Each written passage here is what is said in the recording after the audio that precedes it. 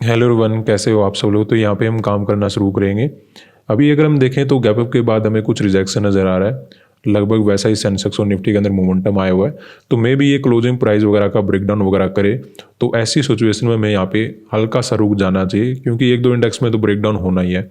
अभी तो मेरा बाइंग करने का प्लान है, लेकिन जिस प्रकार का रिजेक्शन आ रहा है, डायरेक्टली अगर हम बाइंग करें तो यहाँ पे ट्रैप वगैरह हो सकते हैं। थोड़ा रुकना ही यहाँ पे मुझे बेनिफिट नज़र आ रहा है। तो अभी हम यहाँ पे वेट करेंगे, उसके बाद ट्रेड वगैरह हम करने वाले हैं। तो यहाँ पे हम काम करना शुरू करेंगे। तीनों इंडेक्स में गैप अप ओपन होने के बावजूद हमें कंटिन्यू सेलिंग देखने को मिला, और सेलिंग भी काफ़ी स्कैरी, ऐसा लग रहा है कि मार्केट कंटिन्यू गिरता ही रहेगा। लेकिन अब क्योंकि क्लोजिंग प्राइस का ब्रेकडाउन हो चुका है, तो सेलर यहाँ पे एक्टिवेट हो चुके हैं। और अगर यहाँ पे सेलर एक्टिवेट हो चुके हैं तो हम यहाँ पे क्या कर सकते हैं, बाइंग मार्केट के अंदर कर सकते हैं।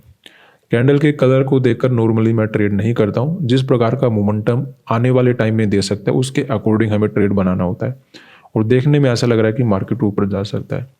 तो यहाँ पे सबसे पहले हम बैंक निफ्टी के अंदर ऐड करना शुरू करेंगे। वैसे आज निफ्टी में एक्सपायरी रहने वाला है, तो वहाँ पे भी एक्स्ट्रा क्वांटिटी रखा जा सकता है, लेकिन उसमें मोमेंटम ज़्यादा होता नहीं है नॉर्मली। तो मैं बैंक निफ्टी के अंदर अपना ऐड कर लेता हूँ। सेंसेक्स के अंदर हम यहाँ पे ऐड करेंगे 800 क्वांटिटी, यहाँ पे बाय कर लेते हैं।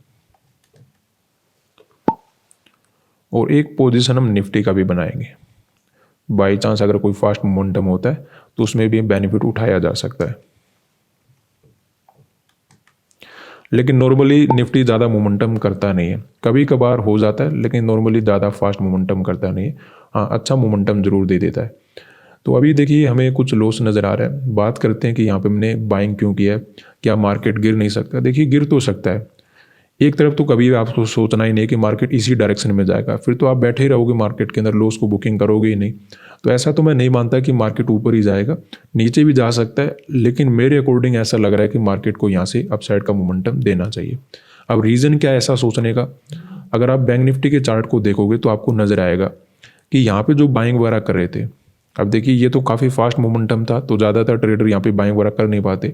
फिर कोई ब्रेकआउट वगैरह का वेट करता है, जब अपसाइड वगैरह का मोमेंटम होता है तो वहाँ पे बायर वगैरह आते हैं। उन सभी का मार्केट ने क्या कर दिया, क्लोजिंग के टाइम एसएल वगैरह हिट कर दिया।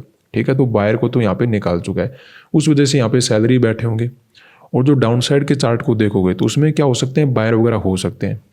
लेकिन जब क्लोजिंग के टाइम सेलिंग आता है ना, तो नॉर्मली क्या होता है, अगले दिन के लिए ट्रेड वगैरह होल्ड करते नहीं। जैसे यहाँ पर अगर किसी ने बाइंग किया, उसने हो सकता है एक दिन के लिए अपना ट्रेड होल्ड कर लिया होगा, लेकिन जब फास्ट सेलिंग क्लोजिंग के टाइम आया होगा, या फिर इवन जब मार्केट क्लोजिंग प्राइस का अब ब्रेकडाउन कर रहा है, तो यहाँ पे आसपास के बायर ने अपना प्रॉफिट वगैरह बुकिंग करके वो निकल गए होंगे। तो आसपास यहाँ पे बायर के एसएल यहाँ पे अवेलेबल नहीं है, तो जो सेल करेंगे उन्हीं को हमें टारगेट करना पड़ेगा। ऐसे यहाँ पे प्रोबेबिलिटी मुझे नजर आ रही है। तो जो यहाँ पे सेल कर रहे हैं, क्लोजिंग प्राइस के ब्रेकडाउन होने के बाद जो सेलिंग करके बैठे हैं, जो यहाँ पे सेलिंग करके बैठे हैं, उन्हीं को टारगेट करने का मैंने प्लान बनाया यहाँ पे। तो अभी अगर हम देखें सेंसेक्स के अंदर भी लगभग वैसा ही मोमेंटम है। यहाँ पर भी हमें रिजेक्शन देखने को मिला। अब क्लोजिंग प्राइस का ब्रेकडाउन हो चुका है, तो आसपास के बायर अपना प्रॉफिट वगैरह बुकिंग करके निकल गए होंगे।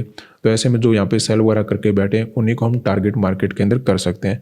तो वैसा समझते हुए मैंने यहाँ पे क्या किया, कोल्ड साइड में काम किया है, और एग्जैक्टली वैसा ही निफ्टी के अंदर मोमेंटम हो चुका है।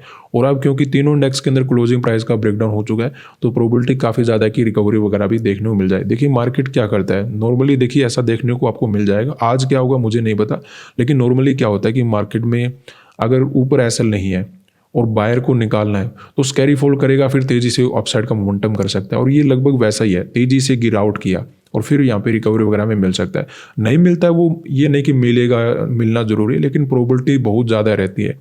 अब अगर आप मान लेते हैं मार्केट में 10 ट्रेड करते हो, तो 10 में देखिए 2 ट्रेड तो वैसे भी गलत हो जाते हैं। कुछ ऐसी बातें हो जाती है मार्केट में जो हम नोटिस नहीं करते, तो उस वजह से अगर सेलिंग आ जाता है तो वो बात अलग रहेगी। लेकिन ओवरऑल अगर मैं चार्ट को देखकर बात करूं तो यहाँ से हमें रिकवरी वगैरह मिलना चाहिए। ठीक है, नॉर्मली मैं ऐसा देखता हूँ। अगर आप पास्ट के अंदर चार्ट वगैरह को देखोगे, जब आप इस प्रकार की कंप्लीट साइकोलॉजी को समझोगे कि कैसे एक स्कैरी फॉल करके सेलर को एक्टिवेट किया जाता है, उसके बाद दोबारा से मोमेंटम दिया जाता है, तो ये लगभग वैसा ही मुझे नजर आ रहा है। अब इसमें हम सही होते हैं गलत होते हैं वो तो हम देखेंगे। अभी तो हमें ठीक ठाक लॉस नजर आ रहा है, देखते हैं हमें क्या मिलता है। तो यहाँ पे अगर हम देखें तो हमें कंटिन्यू सेलिंग ही नज़र आ रहा है, लॉस वगैरह भी काफ़ी अच्छा इंक्रीज हो चुका है। तो ऐसे में डर इसी बात का है कि अगर मार्केट ने 200 के लेवल का ब्रेकडाउन किया तो फिर मार्केट में फर्दर सेलिंग होने से कोई नहीं रोक सकता, क्योंकि अभी तक तो क्या है, जो यहाँ पे सेल वगैरह करके बैठे हैं वो वेट कर रहे हैं कि मार्केट के अंदर हम ये अपना टारगेट रखने वाले हैं। ठीक है, तो सेलर वगैरह को आराम से टारगेट किया जा सकता है, लेकिन अगर उनको टारगेट मिल गया मार्केट के अंदर, फिर सेलर के असल हमारे कोई काम के नहीं रहेंगे। फिर मार्केट क्या कर सकता है, कंटिन्यू गिरावट वगैरह कर सकता है, जो कि हमारे लिए ठीक नहीं रहने वाला है। तो या तो यहाँ से रिकवरी वगैरह हो जाएगा, अदरवाइज मार्केट में समस्या बढ़ने वाली है। लेकिन निफ्टी और सेंसेक्स तो कंटिन्यू गिर ही रहे हैं, केवल बैंक निफ्टी के ऊपर भरोसा किया जा सकता है। ओवरऑल अपना लॉस काफ़ी अच्छा चल रहा है, तो अभी तो वेट ही करेंगे, कुछ नहीं कर सकते, देखते हैं क्या होता है। तो यहाँ पे देखिए कुछ रिकवरी तो हमें नज़र आया है, दे रहा है, दुरुस्त है, जो भी हो रहा है अच्छा हो रहा है। लेकिन सेंसेक्स और निफ्टी में भी अगर साथ में रिकवरी होना शुरू हो जाए तो वो काफ़ी अच्छा रहेगा, क्योंकि बैंक निफ्टी के अंदर तो हम प्रॉफिट में आ चुके हैं, लेकिन निफ्टी और सेंसेक्स के अंदर अभी भी हमें लॉस ही नज़र आ रहा है। तो जब इनमें प्रॉफिट नज़र आना शुरू हो जाए तब हमारी बात बनेगी। तो देखते हैं कितना टाइम यहाँ पे लगने वाला है। थोड़ा इसने ये जो बनाया ना डबल बॉटम, इसका हमें ध्यान रखना है कि ब्रेकडाउन वगैरह ना हो जाए, कभी कभी ऐसा कर देता है मार्केट, तो ये हमें ध्यान रखना है। और तो ज़्यादा इसमें मुझे कोई रिस्क नज़र नहीं आ रहा। ठीक है, सब कुछ सही चल रहा है, वेट करेंगे। अभी तो हमें काफ़ी अच्छा मोमेंटम कैप्चर करने का मौका मिलेगा अगर अपसाइड निकलता है। अगर दोबारा से नीचे आ जाए तो फिर हमारा कुछ नहीं बनेगा, लॉस वगैरह लेकर हमें जाना पड़ेगा। लेकिन अच्छी तो बात यह है कि रिकवरी हो गया।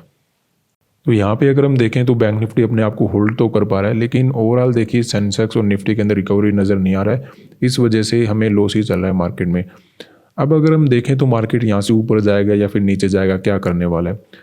जब तक ये लेवल क्रॉस नहीं होता है तब तक तो मैं ये एक्सपेक्टेड कर रहा हूँ कि मार्केट यहाँ से ऊपर ही जाना चाहिए। जब ये ब्रेकडाउन वगैरह हो जाएगा या फिर ये दोबारा से नीचे आ जाए ना, उसके बाद आप ये कह सकते हो मार्केट गिरने वाला है। जब तक यहीं कहीं पर होल्ड करे तो मार्केट में ऊपर जाने की प्रोबेबिलिटी ज़्यादा रहने वाली है। लेकिन हमें चाहिए कि रिकवरी वगैरह सेंसेक्स के अंदर भी मिले, इवन निफ्टी के अंदर भी रिकवरी हो, तब जाकर ही हमारा प्रॉफिट बनेगा। अकेले बैंक निफ्टी से या फिर अकेले सेंसेक्स से बात हमारी नहीं बनेगी। दोनों तीनों इंडेक्स में मोमेंटम आएगा ना, तभी हमारा लॉस वगैरह कवर अप होकर अच्छा प्रॉफिट चलना शुरू होगा। तो देखते हैं, जब तक होल्ड करे तब तक बेस्ट है। अगर ये दोबारा से नीचे आ जाएगा ना, फिर प्रॉब्लम होना शुरू हो जाएगा। तो देखते हैं, अभी वेट ही हमें करना होगा। तो यहाँ पे अगर हम देखें तो लॉस अपना बढ़ना शुरू हो चुका है। अब हम क्या करेंगे, देखिए अगर ये सेलिंग में नहीं आता फिर तो ठीक रहता, अपने आप को ऊपर होल्ड करके ऊपर ले जा सकता था। लेकिन अब बैंक निफ्टी के अंदर भी रिजेक्शन नज़र आ रहा है और सेंसेक्स और निफ्टी ने भी और तेज़ी से गिरना शुरू कर दिया है। तो ऐसे में हमें बड़ा लॉस करने की आवश्यकता नहीं, यहीं पे हम निकल जाते हैं, क्योंकि हमें पता लग चुका है कि मार्केट में ट्रेड अपना गलत जाने वाला है। ओवरऑल देखिए, अगर ये डबल बॉटम बनाकर कंटिन्यू निकल जाता फिर तो ठीक रहता, लेकिन अगर इसने डबल बॉटम बनाकर फिर से रिजेक्शन देना शुरू कर दिया तो अब ये ब्रेकडाउन वगैरह करके हमारा लॉस ही बड़ा करने वाला है। और बैंक निफ्टी ऐसा था जो रिकवरी दे रहा था, अदरवाइज सेंसेक्स और निफ्टी तो पहले ही नेगेटिव थे। हमने जो बाइंग किया था इसलिए किया था कि दोनों तो इंडेक्स के अंदर क्लोजिंग प्राइस का ब्रेकडाउन हो चुका है, तो ऐसे में हमें रिकवरी वगैरह देखने को मिल जाना चाहिए। रिकवरी तो हुआ, लेकिन इतना नहीं हुआ कि मार्केट के अंदर प्रॉफिट वगैरह बना पाई। मार्केट ने जस्ट एक रिट्रेसमेंट करके फिर से नीचे चलना शुरू कर दिया। तो ऐसे में ट्रेड को होल्ड करने का कोई बेनिफिट है नहीं। अब दो बातें मुझे नजर आ रही है, या तो मार्केट अपने आप को थोड़ा बहुत वोलाटाइल रखेगा या फिर मार्केट कहीं ना कहीं और ज़्यादा गिरावट कर सकता है। दोनों ही केसेस में मेरा बेनिफिट नहीं होने वाला, इसीलिए मैं एग्जिट वगैरह करके मार्केट से निकल गया। आगे देख लें, कोई प्रॉब्लम नहीं है, लॉस लेके निकलते हैं। धन्यवाद।